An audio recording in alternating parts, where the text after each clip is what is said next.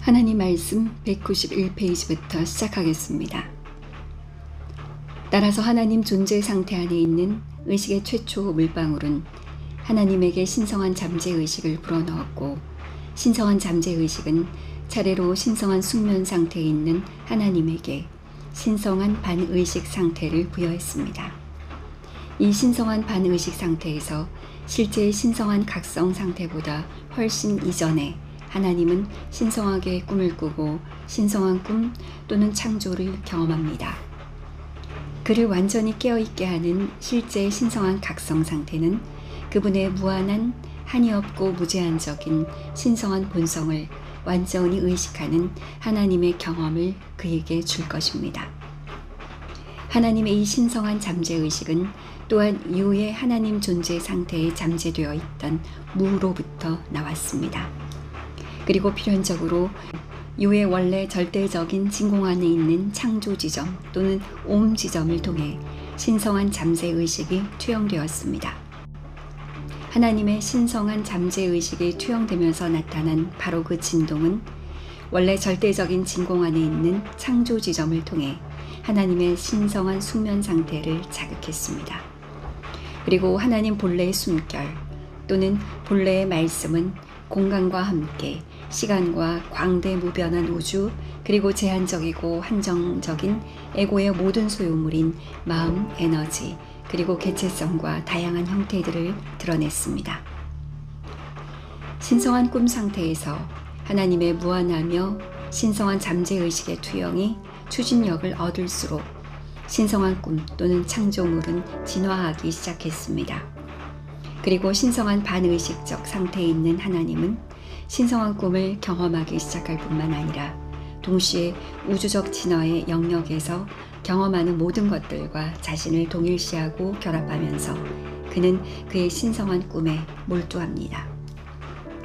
하나님의 무한한 신성적인 잠재의식이 절대 진공 속 창조 지점을 통해 무한히 투영될 때 전체 창조물은 점진적으로 투사되고 신성한 잠재의식의 투사 강도에 따라 크기, 모양, 형태, 색상 등이 발전합니다.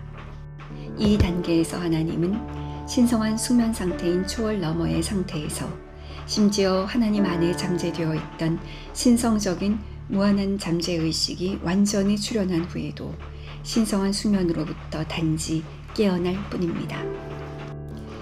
이제 더욱 진화된 신성한 반의식적 상태에 계신 하나님은 신성한 꿈을 더욱 강력하게 경험하고 또한 스스로를 자신의 창조물과 더욱 강렬히 동일시하고 결합합니다.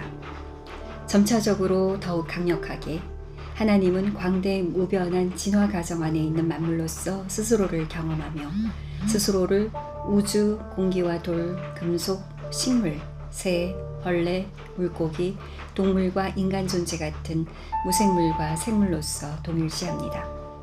그의 최초의 말씀인 나는 누구인가에 대한 답으로 나는 돌이다, 나는 금속이다 등등을 응답받고 그리고 마침내 나는 남자다, 나는 여자다에 대한 응답을 얻으며 이런 방식으로 하나님께서는 겉보기에는 진짜 같지만 사실상 거짓인 응답을 받습니다.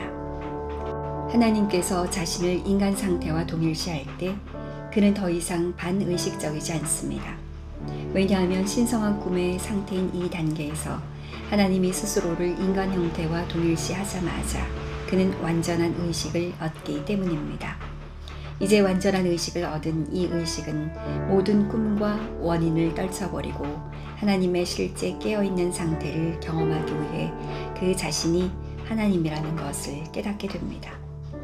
이 단계에서 비록 하나님이 스스로를 인간 존재와 동일시하고 이제 위대한 인식의 느낌을 갖는 완전한 의식이 있지만 아직 하나님은 신성한 깨어있는 상태인 자신의 실제를 깨닫지 못합니다.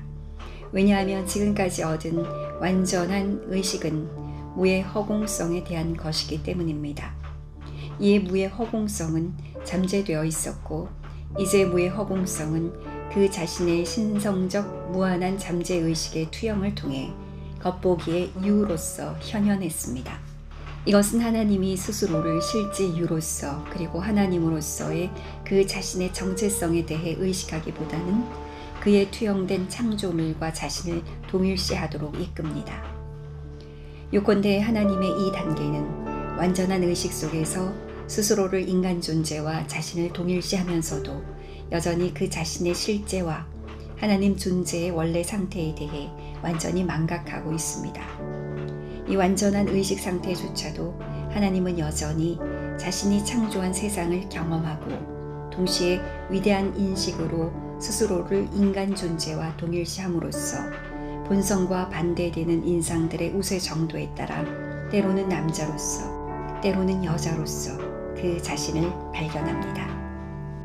다시 말해서 인간 상태에 있는 하나님은 충만히 의식하고 완전히 인식하고 있음에도 불구하고 스스로를 하나님 존재 상태의 하나님으로서가 아닌 인간 상태의 사람으로서 무한이 아닌 유한한 존재로서 그 자신을 체험합니다.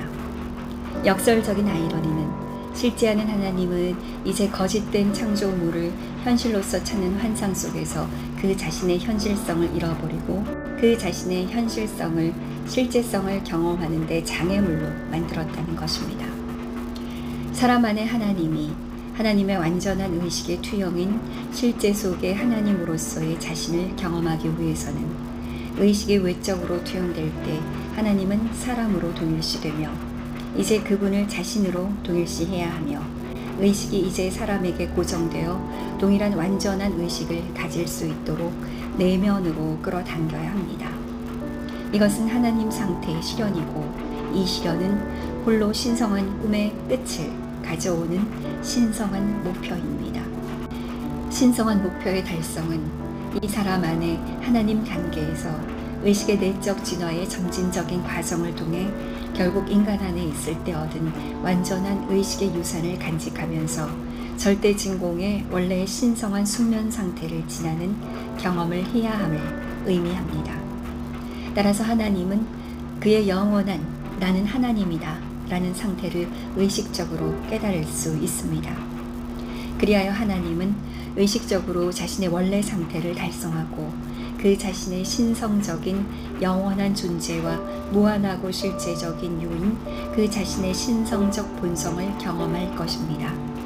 그래서 마침내 그분의 첫 번째 말씀 또는 질문인 나는 누구인가에 대해 나는 하나님이다 라는 진정한 답을 얻습니다.